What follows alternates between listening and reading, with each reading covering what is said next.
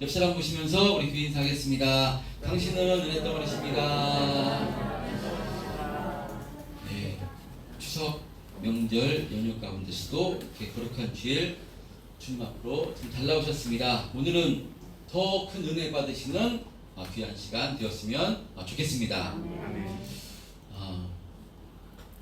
자리를 보니까 추석 명절 이렇게 가족과 또 친지를 뵈러 가신 분들이 계시는 것 같은데요. 작년에는 우리가 갈 수가 없었는데 올해는 이렇게 방역 수칙이 좀 완화돼서 가족 친지를 뵈러 간 분도 계시고 또 예배 끝나고 또 뵈러 가실 분도 있을 것 같은데 오고 가는 또 길 안전 운행하시고 또 가족과 함께 행복하고 복된 시간 보내셨으면 좋겠습니다. 할렐루야. 네, 여러분 우리가 전부 다 행복하기를 원합니다. 잘되고 복된 삶을 살기를 원합니다. 저는 이렇게 잘되고 행복하고 복된 삶, 저는 예수 잘 믿으면 이와 같은 삶을 살 수 있다고 확신합니다. 예수를 잘 믿는다는 것은요, 예수님을 잘 따라가고 예수님 말씀에 순종하는 삶, 이것이 예수 잘 믿는 것입니다. 그래서 지난 시간에 지난 말씀에 예수님께서 어떤 말씀을 하셨는가 하면요, 35절 36절 지난 말씀에 이런 말씀을 하셨습니다. 예수께서 이르시되 아직 합독 한번 해보겠습니다. 시작.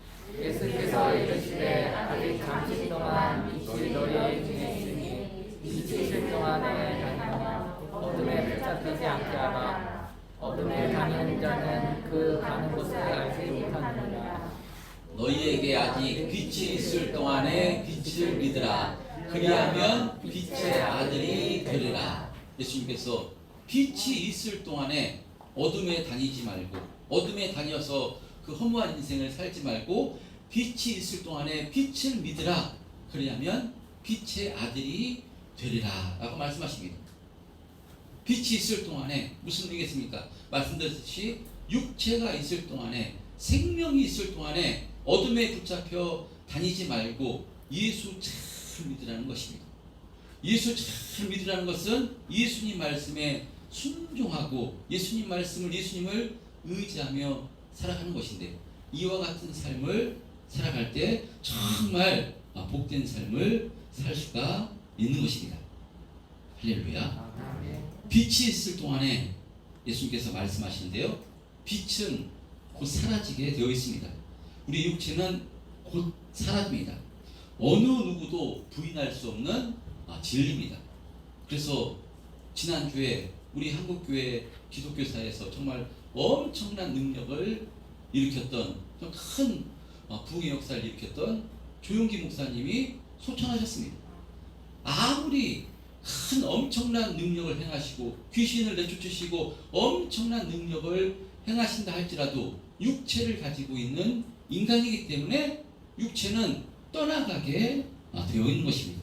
자, 그러니까 우리가 육체가 사라지기 전에 이 땅에서 빛 되시는 예수님을 잘 믿으라고, 빛을 따르고 빛 되시는 예수님을 잘 믿으라고 말씀하는 것인데요, 지난 말씀에는 무엇을 비유로 예수 잘 믿는 것이 무엇인가를 말씀을 드렸습니다. 예수님의 기도를 통해서 예수 잘 믿는 것은 무엇인가 하면 우리의 시선을 이 땅에서 하늘로 시선을 바꾸는 것, 하늘로 바꿔서 하늘 하나님, 하나님의 심정을 바라보고 하나님의 심정을 가지는 것, 이것이 바로 예수 잘 믿는 것이라고 이렇게 말씀을 드렸습니다. 그러니까 우리의 육체가 있을 때, 우리의 생명이 있는 동안에 우리의 시선을 영원한 하늘나라 하나님을 바라보고 하나님의 심정을 가지고 살아간다면 우리가 어떤 삶을 살겠습니까? 참으로 능력 있는 삶, 복된 삶을 살게 되는 줄 믿습니다. 예수님께서도 처음에 기도할 때 무엇을 가지고 기도하셨는가 하면요, 십자가의 길을 앞두고 기도하셨습니다. 육체를 가지셨기 때문에 십자가의 길이 너무나 끔찍하고 고통스러운 것을 아시기 때문에 이 십자가의 길을 피하면 안 되겠냐고 피하게 해달라고 하나님께 기도했습니다. 근데 기도 중간에 그 십자가의 이 땅에 받으실 십자가의 고통에서 시선을 하나님께로 바라보니까 하늘 하나님께로 바라보니까 금방 기도의 내용이 바뀌게 됐어. 그러나 내가 이를 위하여 이때에 왔나이다. 아버지여 아버지의 이름을 영광스럽게 하옵소서 라고 기도의 내용이 바뀌면서 그 십자가의 길을 힘있게 걸어 가신 것입니다. 여러분 그런 의미고요. 우리도 마찬가지로 우리의 시선을 자꾸 이 땅에 두는 것이 아니라 날마다 하나님께로 두면 시선을 하나님을 바라보면요 우리가 이 땅에서 어려움을 당하고 고통 가운데 있다 할지라도 이것은 하나님의 시선을 보고 하나님의 심정을 가지고 바라보면요 이 땅에서 예수를 십자가에 피 흘려 죽으시기까지 핏값으로 자녀로 삼아주신 우리를 어떻게 하나님께서 내버려 두고 하나님께서 버리겠습니까? 절대로 우리를 힘들게 하고 어렵게 하기 위해서 우리에게 이 어려움과 고통을 주신 것이 아님을 시선을 하나님께 두면 깨달아 알게 됐어. 그런 가운데서도 이런 어려움과 아픔을 주신 것은 하나님께서 더 하나님을 의지하라고 내 믿음을 더 성숙해 하시려고 하나님께서 이것을 주신 줄로 알아 그것을 믿음으로 잘 감당하고요 또 그래서 잘 감당하고 그런 상황 가운데서도 하나님을 의지해서 또 믿음으로 살게 되는 줄 믿습니다. 그러므로 우리의 시선을 하나님께로 두면요 참으로 복되고 능력 있는 삶을 살게 되는 줄 믿습니다. 그리고 우리의 시선을 하나님께로 두면요 정말 사랑하며 살기를 힘쓰게 되는 줄 믿습니다. 왜냐하면 주님께서 하나님께서 서로 사랑하라고 우리에게 말씀을 하셨기 때문에 예수 잘 믿는 것은 하나님 말씀에 순종하는 것이기 때문에 하나님의 마음 심정을 가지고 살아가는 것이기 때문에요. 그러니까 가정에서도 우리 육체가 있을 동안에 정말 사랑하기를 힘쓰게 되는 줄 믿습니다. 사실 가정에서도 사랑하기가 참 어려울 때가 너무나도 많습니다. 어떻게 마음이 하나일 수가 있겠습니까? 참 힘들게 하고 어떤 때는 정말 촌수가 없는 부부관계에서도요 정말 어떤 때는 꼴도 보기 싫고 보기도 싫고 그냥 목소리도 듣기 싫고 그럴 때가 있으십니까? 아멘. 큰 소리 나왔습니다. 정말 그럴 때가 있습니다. 어떻게 저런 일을 벌여서 그냥 나를 이렇게 힘들게 하나 저 왼수를 안 만났으면 좋았을 텐데 라는 마음이 들 때가 있고요. 정말 우리를 힘들게 할 때가 있는데 그때 남편을 바라보는 것이 아니라 아내를 보는 것이 아니라 하나님을 바라보면 하나님의 심정을 깨달으면요 하나님께서 우리를 위해서 죽어 마땅한 벌레 같은 나를 위해서 바로 독생자 예수 그리스도를 십자가에 죽으시기까지 나를 사랑하신 그 큰 사랑을 알기 때문에요 그 사랑으로 충만해서 하나님께서 서로 사랑하라 하셨으니까요 사랑하려고 바로 애쓰고 힘쓰게 되는 줄 믿습니다. 여러분 그래서 육체가 있을 동안에 우리 생명이 있을 동안에 우리의 시선을 하나님께 두심으로 정말 사랑하기를 힘쓰시는 우리 참된 평안교회 성도님들 다 되시기를 주님의 이름으로 축원드립니다.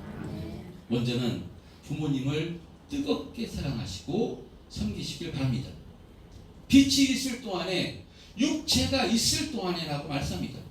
우리 부모님의 육체가 곧 사라집니다. 육체가 계속 있는 것이 아니라 곧 사라지게 되어 있습니다. 그때 지나고 나서 그때 좀 더 사랑할 것, 좀 더 잘 섬길 것 해봐야 아무 소용이 없습니다. 주님께서 육체가 있을 동안에 사랑하라 하신 것이니 육체가 있을 동안에 사랑하고 부모님을 섬기시기를 힘쓰시기를 바랍니다. 또 부부간에도 남편과 아내가 남편이 아내를요 정말 자기 몸처럼 사랑하시기를 바랍니다. 예수님께서는 남편이 아내를 어떻게 사랑하라고 말씀하는가 하면요 그리스도께서 교회를 사랑하시고 그리스도께서 교회를 위해서 자기 몸을 주심같이 사랑하라 말씀하셨습니다. 십자가에서 죽으시기까지 교회를 사랑하셨듯이 바로 남편이 아내를 그렇게 사랑하고요. 또 아내는 또 남편을 사랑하되 어떻게 사랑하라고 말씀하는가면요. 아내는 남편을 죽게 하듯 하라. 성경은 말씀합니다. 죽게 하듯 공경하고 복종하라 라고 말씀한 것이니 이 복종은 그냥 무지막지한 그런 복종의 의미가 아니라 서로 그렇게 사랑하고 섬기라는 말씀인 줄 믿습니다. 이런 마음으로 이 하나님의 심정으로 자녀를 사랑하시고 우리 가족들을 정말 우리가 육체가 있을 동안에 힘있게 사랑하시기를 사랑하기를 힘쓰시는 저와 여러분 되었으면 좋겠습니다. 이것이 참으로 복된 삶이고요. 참으로 지혜로운 인생을 사는 길인 줄 믿습니다. 아멘이 별로 없으십니다. 목사님 말이 쉽지 성경이 이렇게 얘기했지 그게 마음대로 됩니까? 열받을 때가 한두 번도 아니고 정말 그냥 그럴 때가 너무나 많은데 말처럼 그게 쉽습니까? 설교는 쉽지만 그게 쉽습니까? 라고 이렇게 또 생각하실 수 있지만 여러분 쉽지 않습니다. 어렵습니다. 어려우니까 성경은 바로 우리가 날마다 이 땅에 두지 말고요. 하늘을 바라보고 하나님을 바라보고 하나님의 심정을 가지라고 말씀하는 것이니 처음엔 이것이 쉽지 않지만 여러분 예수 잘 믿으려 힘쓰면 이 하나님 뜻대로 살려고 힘쓰고 애쓰면요 조금씩 더 우리가 사랑하게 되는 줄 믿습니다. 바로 우리에게 이와 같은 복된 삶을 살기 위해서 성령님 허락해 주신 것이니 성령님 의지해서 기도하시고 하나님 의지하심으로 정말 이렇게 사랑하시며 복되고 능력 있는 삶을 사시는 우리 참된 평안교회 성도님들 다 되었으면 좋겠습니다. 자, 이렇게 예수님께서 우리를 사랑하셔서 이 십자가에서 죽으시러 예루살렘에 올라가시는 것인데요. 지난 말씀에 그래서 예수님께서 어떤 말씀을 하신가 하면요. 당신을 환호하는 무리들에게 당신을 따르는 무리들에게 어떤 말씀을 하신가 하면요. 내가 땅에서 들리겠다 라고 이렇게 말씀하십니다. 그런데 우리들은 예수님께서 이 들리심으로 많은 무리들을 당신에게로 이끌겠다는 이 말씀을 이해하지 못하고 율법에는 그리스도가 영원히 계시다함을 들었거늘 너는 어찌하여 인자가 들려야 하리라 하느냐 도대체 그 인자는 누구냐 라고 이렇게 알아듣지를 못합니다. 자, 이와 같이 단문하는 이들에게요 예수님께서는 아직 잠시 동안 빛이 너희 중에 있을 동안에 그러니까 생명이 있을 동안에 어둠에 붙잡혀 다니지 말고 빛을 믿으라 그리하면 빛의 아들이 되리라 말씀하시고요. 36절에 하반부의 오늘 본문에 어떻게 하셨는가 하면요 예수께서 이 말씀을 하시고 그들을 떠나가서 숨으셨다고 말씀합니다.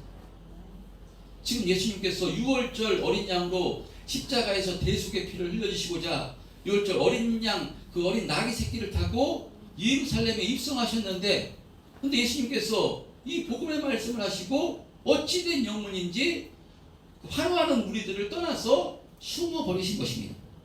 왜 숨으셨는가? 그 이유를 37절에서는요 이렇게 밝혀주고 있습니다. 시작. 이렇게 많은 표적을 그들 앞에서 행하셨으나 그를 믿지 아니하니. 예, 예수님께서 그렇게 많은 표적을 그들 앞에서 행하셨으나 그를 믿지 아니하니 예수님께서 숨으신 이유가 예수님을 믿지 않으셨기 때문에 숨으셨다고 말씀합니다. 물론 앞에서 예루살렘에 올라오시기 전에요 예수님께서는 귀신을 내쫓아 주시고 수많은 질병을 치료해 주시고 엄청난 표적을 행하셨지만 어린 나귀 새끼를 타고 예루살렘에 올라가서는요 지금 그런 표적을 행하신 것이 아니라 무엇을 행하셨는가 하면요 말씀을 하나님의 말씀을 예수님께서 이 땅에 오신 그 목적 하나님의 뜻 이 말씀을 선포하셨습니다. 그러니까 지금 사도 요한은요 이 말씀을 또 표적이라고 하는 것입니다. 하나님의 아들이신 예수님께서 이 하나님의 뜻, 하나님의 말씀을 선포하는 것, 이것만큼 또한 표적은 없습니다. 큰 엄청난 표적입니다. 그런데 이런 하나님의 말씀을 선포해도요, 지금 이 무리들이 이 주님의 말씀을 알아듣지 못합니다. 반문합니다. 알아듣지 못하고 예수님을 반문합니다. 믿으려 하지 않습니다. 자, 그래서 예수님께서요, 얼마나 이들을 불신하든지 예수님께서는 그 자리를 피해 숨으실 수밖에 없었던 것입니다. 자, 그렇다면 예를 들어 우리가 복음을 전합니다. 주변에 예수님께서 모든 인간의 죄를 대속하시고 십자가에서 피 흘려 죽으셨습니다. 그래서 그 예수님을, 우리를 위해서 피 흘려 죽으신 예수님을 나의 구주로 영접하면 죄 사함 받아 하나님의 자녀가 되고 천국에 올라갑니다. 예수 잘 믿으시기 바랍니다. 예수 믿으십시오 라고 이렇게 복음을 전한다고 했을 때, 그 복음을 전해 듣는 사람이 아니 무슨 말이냐고, 천국 가는 게 그렇게 쉽냐고, 그러면 나쁜 짓 많이 하고 악한 짓을 엄청나게 저지른 사람이 예수만 믿는다고, 그냥 예수만 믿겠다고 하면 그 구원받아서 천국 가는 거냐고, 그런 게 어디냐고. 죄를 졌다면 죄값을 받고 회개해서 그 착한 일을 하고 선한 일을 많이 하고 그렇게 해서 구원받는다면 이해가 되지. 예수만 믿으면, 예수가 대속의 피를 흘려줬기 때문에 예수만 믿는다면 구원받는다면 그런 게 어디냐고.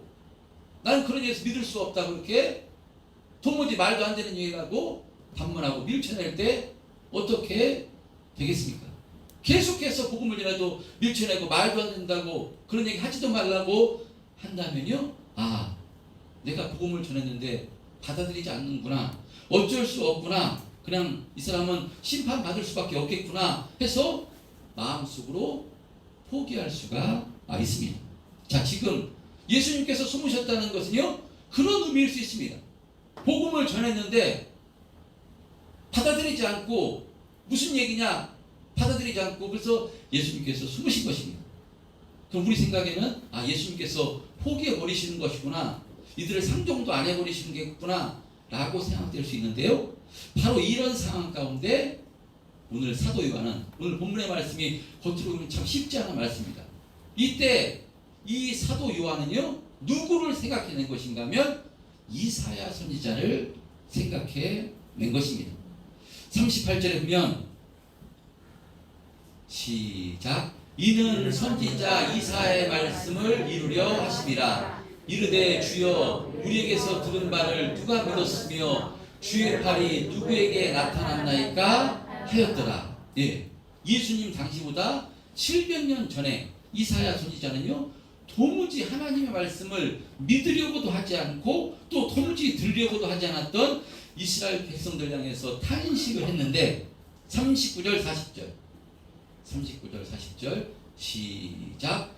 그들이 능히 믿지 못한 것은 이 때문이니 곧 이사야가 다시 일렀으되 그들의 눈을 멀게 하시고 그들의 마음을 완고하게 하셨으니 이는 그들로 하여금 눈으로 보고 마음으로 깨닫고 돌이켜 내가 고침을 받지 못하게 하려 함이라 하였습니다. 예, 무슨 말씀인가 하면요, 이스라엘 백성들이 그토록 하나님의 말씀을 듣지 않았던 것은, 들으려 하지 않았던 것은, 그들이 하나님의 말씀을 듣고 깨달아 마음을 돌이키고 고침 받을 수 없게끔 하나님께서 그들의 눈을 친히 멀게 하시고 그들의 마음을 완고하게 하셨기 때문이라고 말씀합니다.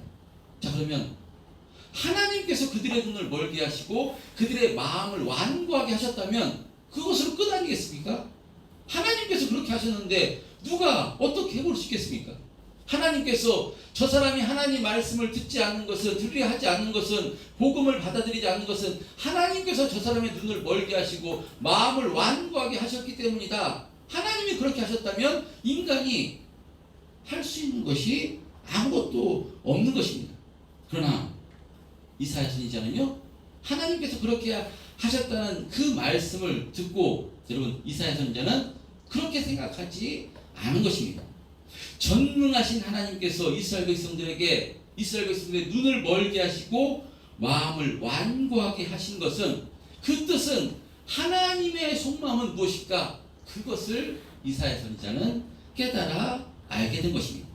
41절에 보면 이사야가 이렇게 말합니다. 이사야가 이렇게 말한 것은 주의 영광을 보고 주를 가리켜 말한 것이라.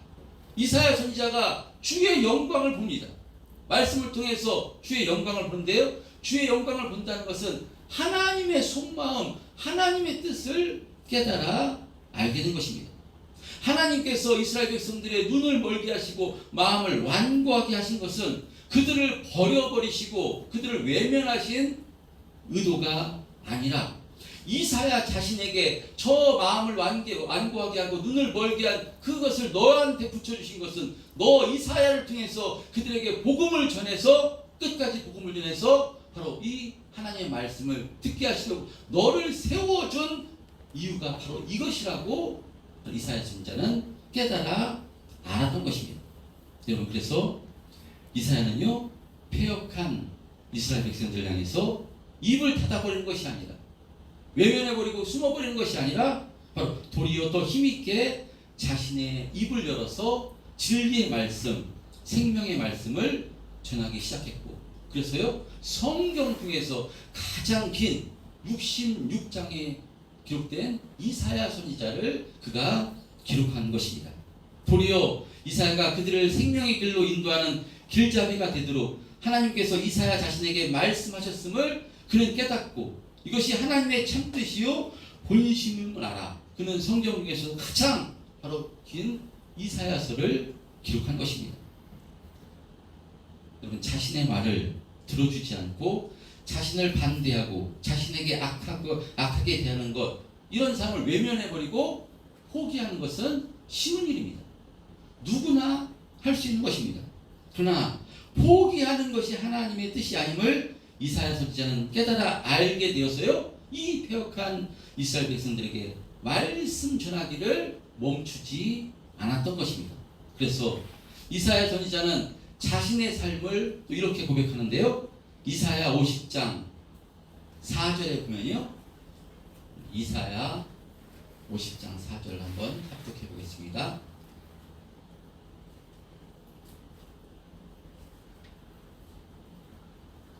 시작. 주 여호와께서 학자들의 혀를 내게 주사 나로 곤고한 자를 말로 어떻게 도와줄 줄을 알게 하시고 아침마다 깨우치시되 나의 귀를 깨우치사 학자들같이 알아듣게 하시도다. 네, 바로 이사야는요, 자신에게 하나님께서 바로 학자의 혀를 허락하시고 그 자신의 혀로 곤고한 자를 어떻게 말로 도와줄지를 깨닫게 알게 해주심으로, 그 하나님의 은혜로 말미암아 진리의 말씀, 생명의 말씀을 전할 수 있었음에 하나님께 감사하고 있는 것입니다.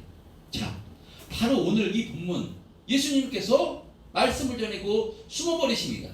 숨어버리실 때 오늘 본문을 기록한 사도 요한이요, 이사야를 생각했듯이 이 사도 요한도요, 이것이 주님의 깊은 뜻이, 숨어버리는 것이, 이들을 외면하는 것이 주님의 뜻이 아님을 바로 사도 요한도 깨달아 알게 된 것입니다. 예수님께서 예루살렘에 올라오셨어요. 내가 한 알의 밀알이 썩어져 죽는 것처럼 죽을 것이다. 한 알의 밀알이 썩어져야 많은 열매를 맺는 것처럼 내가 이제 죽어서 많은 생명의 열매를 맺을 것이다. 바로 내가 이제 들려서 많은 사람들을 내게 이끌겠노라 라고 말씀하십니다. 바로 십자가에서 죽으심으로 우리에게 영원한 생명을 주실 것임을 말씀하는데, 이스라엘 백성들은 알아듣지를 못합니다. 이 땅의 것만 바라보니까 알아듣지를 못합니다. 그래서 예수님께서 이 말씀을 하시고 숨으셨습니다. 몸을 숨으셨다는 것은 도저히 안 되겠다, 알아듣지 못하는 것이니까 포기하는 모습으로 보일 수 있는데, 그러나 사도 요한은 이때 이사야를 생각하는 것입니다. 그래서 이사야가 그 하나님의 본심이 무엇인 줄 알았듯이 사도 요한도 예수님의 본심이 무엇인지 알았던 것입니다. 여러분, 그래서요, 사도 요한도 바로 요한 1, 2, 3서 성경의 마지막 기록책인 바로 요한계시록을 기록하듯이 이렇게 하나님께 힘있게 쓰임받은 것이 사도 요한입니다. 자, 그래서 이 사도 요한의 판단이 틀리지 않음을 우리가 볼 수 있는데요. 다음 단락에 보면 바로 예수님께서 숨으셨는데 다시 나타나셔서 다시 한번 복음을 힘있게 외쳐 이르시는 본문이 다음 본문임을 이렇게 볼 수 있습니다. 할렐루야. 오늘 드린 말씀 무슨 말씀인지 이해가 되시죠? 네. 오늘 본문의 말씀 추석 명절 연휴 기간에 이 말씀이 우리 말씀이 주셨다는 것은 참 은혜가 되는 말씀인 줄 믿습니다. 전혀 의도하지 않았는데 우리가 요한복음을 제가 순서대로 이렇게 강해식으로 쭉 한 절 한 절 이렇게 순서대로 이렇게 성경을 계속해서 이어가고 있는데 뭐 우연인지 그렇지 않은지 이게 오늘 본문이 이 순서가 돼서 말씀을 전하게 된 것인데, 그러므로 이 말씀이 우리에게 주시는 말씀 참 귀한 말씀이라고 생각됩니다.